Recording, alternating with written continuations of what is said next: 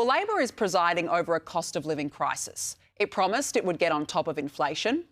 Instead, inflation has gone up, as have interest rates. It promised to improve standards of living. Instead, a housing crisis remains, and Labor is yet to achieve any of its housing targets. It promised your power bills would go down under the renewables-only experiment. Instead, they've gone up, and they're going up again. New South Wales households and small businesses will pay nearly $600 million extra next financial year on their electricity bills to cover administration and other costs for renewable energy zones. Now, according to the Daily Telegraph, the Australian Energy Regulator has approved a contribution determination. That is the largest levy ever applied to fund 5 renewable energy zones. And it takes the total amount raised by consumer bills to more than $1.5 billion over the past 4 years alone. I mean, seriously, Labor, along with the Greens, as well as the Teals in that, are in complete and utter denial about the disastrous reality of this experiment of transmission lines, batteries, green hydrogen, solar and wind farms, and its impact on your bills and this country. I mean, we were told our bills would go down by $275. How's that going for you? And you could also add higher health insurance premiums to your bills. Labor just approved a 4.41% average increase from April. Yet remember, we were told before the election that healthcare would be cheaper under Labor. And it gets worse.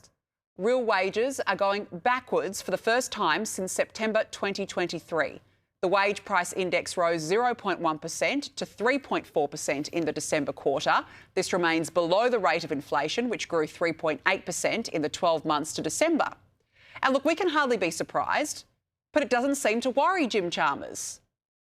Well, I think it's clear from the Reserve Bank's forecasts that the inflation number will be higher than we'd like for a little while now this year. They've got inflation peaking around the middle of the year and then coming down after that, and that'll have implications for real wages.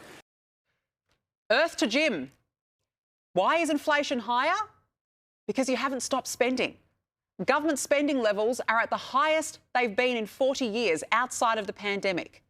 Economist after economist has warned Jim of the consequences. The RBA has warned Jim. Now, even former RBA Governor Philip Lowe says, I hope the government turns out to be more ambitious than it currently looks like it will be, because if it doesn't and productivity growth remains weak, the supply capacity of the economy will remain weak.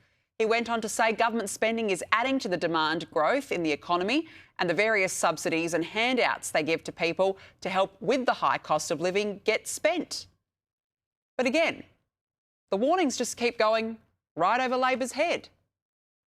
Phil Lowe, the footballer, former Manly player or former RBA governor.